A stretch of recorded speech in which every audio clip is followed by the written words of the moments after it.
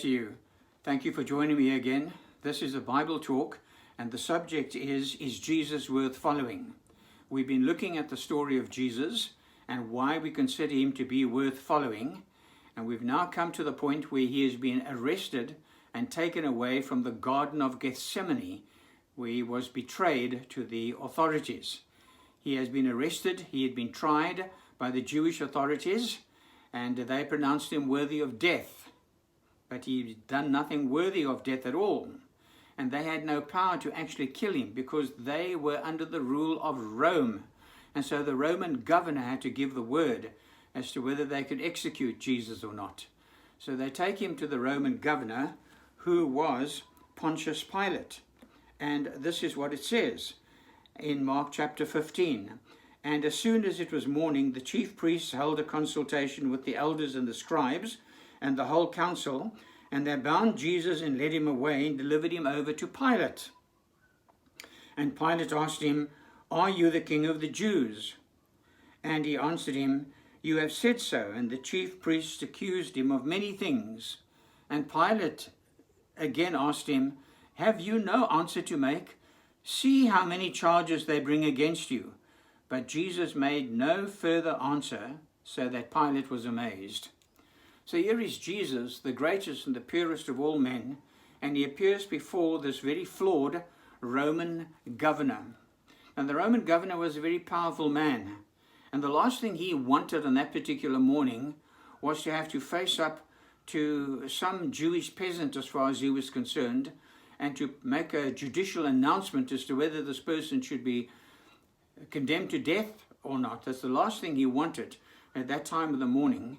And yet here he was, faced with Jesus Christ. We often get faced by the claims of the gospel at the most unexpected times, when we least feel like it, when we don't want to think about it. We suddenly get confronted by the claims of the gospel, and we've got to make decisions. So here was Pontius Pilate. Let me just tell you the story just very quickly from his point of view as he confronts Jesus Christ. And the first thing I want to point out to you is this. When Pontius Pilate and Jesus meet, Pontius Pilate was a very unhappy man. And why was he unhappy? Well, first of all, he was a very unpopular man. He was disliked by everybody. He had made several political blunders with the Jewish people, who were a very volatile people. And he had made several blunders concerning them. He had made errors in judgment concerning them, and he had done things that had offended them. And so he was a very unpopular man, and he lived constantly with the threat of revolution on his hands in that province, which would have got him in trouble with his Roman bosses. And so Pontius Pilate was a very troubled and unhappy man. He was a cruel man. He was a vindictive man, and he was a violent man. And that comes from historians of his own day and age. That's what they recorded about Pontius Pilate. He'd made many wrong judgments, and lots of people had died as a result. And so this unhappy man, this disliked man, this man who knew that he was walking on a knife's edge, is confronted in the early hours of the morning by the Jewish leaders, and is asked to make a judicial judgment about a person he knows nothing about. And so Pilate was an unhappy man. He is called upon to decide the destiny of an innocent man. He doesn't know all the facts. He doesn't want to get involved, but he is involved. You may never want to be involved with God yourself. You may never want to be involved with Jesus. You may never want to be involved with the Bible. But hey, you are living in God's world, and God doesn't ask our permission to get involved in our lives. He does things. He works in ways. He works in our minds. He works in our emotions. He wakes us up, and he suddenly reminds us that whether we like it or not, we are in his world, and he will be involved if he chooses to do so. This is what happened to Pontius Pilate. He was suddenly involved with Jesus Christ, the last person in the world he wanted to be involved with. Second thing I want to point out concerning Pontius Pilate is this, that he had a very disturbing meeting with Jesus. As these two men, a Roman governor and politician, a very ambitious man who looked for bigger things in the realm of politics for himself, a man with a cruel background, a man who had poor judgments, as he looked into the eyes of the Jewish peasant, Jesus Christ, Jesus of Nazareth, as he looked into his eyes, there could not have been a greater contrast between these two people. One filled with pride, one filled with ambition, one filled with violence, one who was intensely disliked, the other who was intensely popular, who was loved by the people, and who loved the people, and who had not one shred of fear in his eyes or in his being as he faced the man who, humanly speaking, held his destiny in his hands. They had a disturbing meeting with Jesus. You know, Pilate's wife, we read in one of the other Gospels, had warned him. She said, I had a dream last night, and you should not have anything to do with this righteous man. So his wife understood that Jesus was a righteous person. There was nothing wrong with him. He didn't do anything wrong. There was no need for Pilate to meet with him. Don't get involved, she said. You're going to get into trouble. If you start making decisions about somebody you know nothing about, you're going to get into trouble. And if you're going to make decisions about this man, who's a righteous man, you're going to get into trouble. Have nothing to do with him. Don't get involved in this. He's a righteous man. So that must have added to his sense of confusion and his sense of trouble. And then he asked Jesus if he was a king. And Jesus replied to him in John's Gospel, he said, my kingdom is not of this world. And so Jesus said to him, I am a king, but I'm a king of another world. It's a world that you don't understand. You see, my friends, that's the problem with so many of your family and friends, and my family and friends, my contacts that I have around the place. And that is that we have to understand that Jesus Christ does not rule the world with armies like our rulers do. We don't rule the world with sneaky politics. We don't rule the world with corruption. We don't rule the world. He doesn't rule the world like that, nor do we as Christians. No, we're not involved in that kind of world.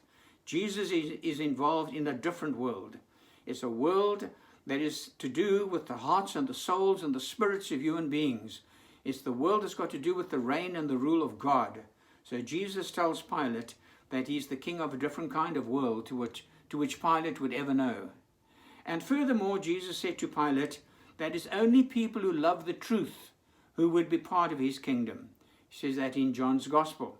Only those who love the truth will be part of my kingdom. People who love the truth are my followers. And so Pilate is confronted by a different kind of king, a different kind of kingdom, a different kind of citizen. He's confronted by the notion that there are people who have different values to him, who see the world differently to him. And so he has this troubled meeting with Jesus. And during Mark's Gospel, we have a little thing added, which adds to the problem. And that is that when Pilate, pressed by the accusers of Jesus, says to him, why don't you speak up and defend yourself? Jesus suddenly clams up and stops speaking. And so after understanding that he's talking to a king of an unseen kingdom, talking to a king who rules by truth, suddenly nothing more is said to Pilate. Jesus stopped speaking. Now there may have been reasons for Jesus to stop speaking. He knew that he was going to bear the sins of the world, and he certainly wasn't going to defend himself. But you know, I want to tell you this today, that if you are a man or a woman to whom God has stopped speaking, you should be the most frightened person in the world. There's nothing more scary. There is nothing more frightening. There is nothing more telling. There's no darker thing that can happen to a human being than for the conscience to stop working, for the sense that there's a God in this world to be obliterated from your mind, for a sense that you are accountable to a higher power to be completely and absolutely submerged. When you feel that God is no longer speaking to you, when you've got no conscience, no interest, when there's nothing in you at all that responds to anything spiritual, when God has stopped speaking to you, you are doomed. And it's a very, very sad place to be, unless there's a turning point in your life. And so Jesus stops speaking to Pilate, and he does not say a word to him. It's an awful thing when God stops speaking to a human being. And then the next thing I want to point out to you concerning Pilate is this, and that is that he is a man who tried to pass the buck. Here's Pilate. He's confronted by this tremendous dilemma of what he should do with Jesus. And so what does he do? He does what many of us try to do. He passed the buck and did so in three ways. First of all, he sent him off to Herod. Now, King Herod was a ruler of the Jewish people and operated under Pontius Pilate. He sent him off to Herod and said, what do you think? But that didn't work at all. And so Jesus finally landed up back with Pontius Pilate again. Then Pontius Pilate said to the Jewish people, I'll tell you what, I don't find anything wrong with him, so let me punish him in a lesser way. I'll scourge him, and then I'll let him go. But that didn't work either. He tried to compromise. He tried to reason his way out of his dilemma, but that didn't work at all. And then he tried his last card. He offered the assembled crowd who'd been whipped up and stirred up by the enemies of Jesus, he offered them an alternative. He said, I'll let go a real criminal, and I will hand him over to you, and you can crucify him.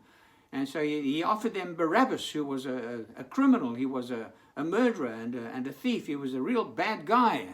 He said, why don't you take him and crucify him and let Jesus go?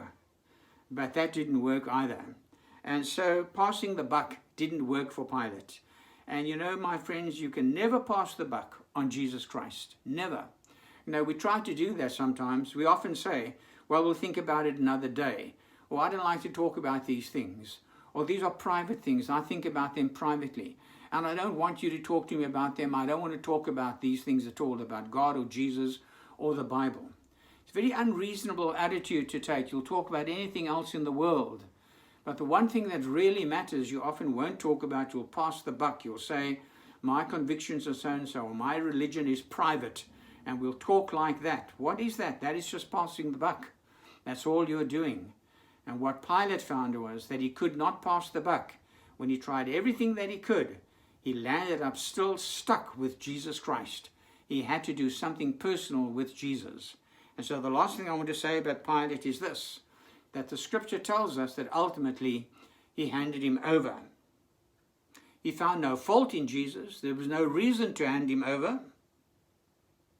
It was an act of political expediency so they wouldn't have a riot on his hands. He acted expediently with Jesus.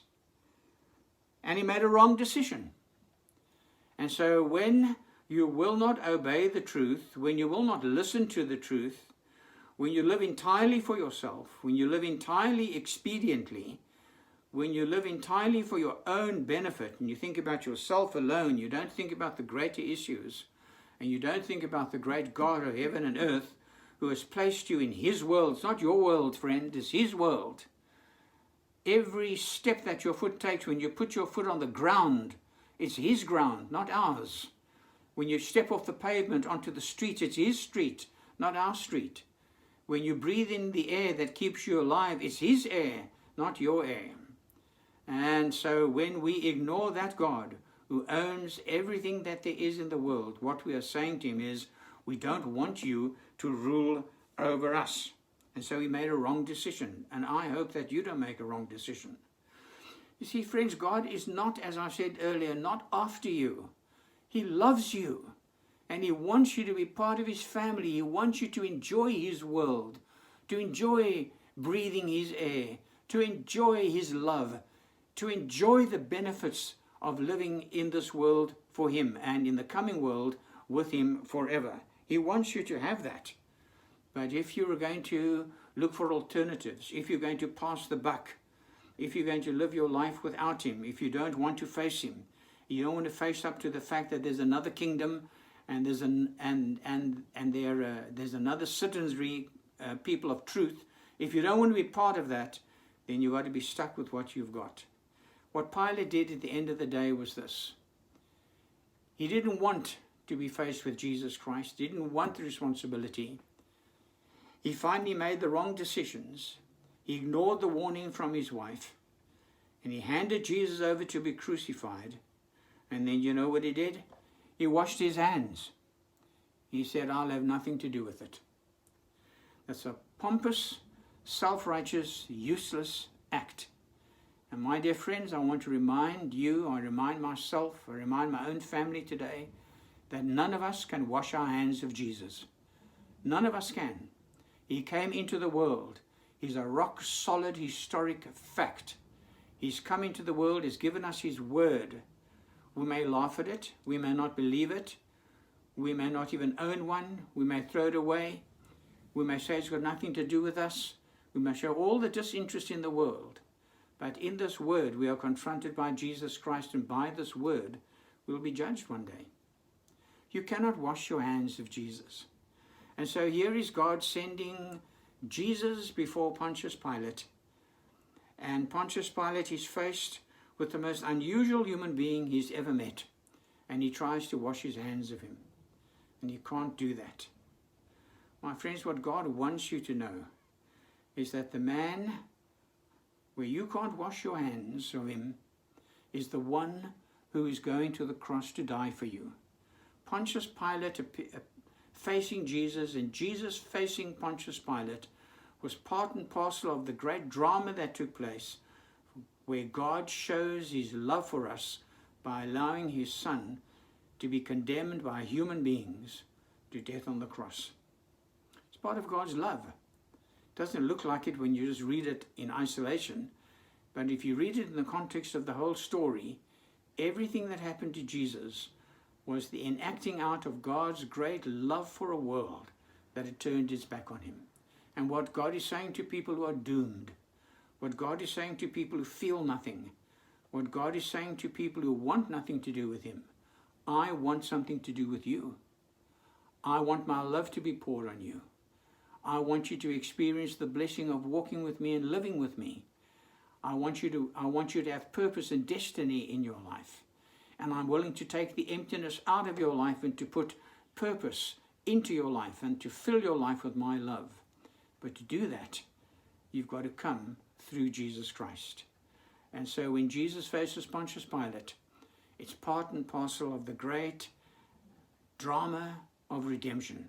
And I hope that you'll respond to that you will think about Jesus and say, Lord, I'm not going to wash my hands of you anymore. Maybe you'll say something like this to him: Lord, I've been washing my hands all my life, but I won't do it anymore. I'm taking the same hands and I'm reaching out to you. Do that today, and God bless you.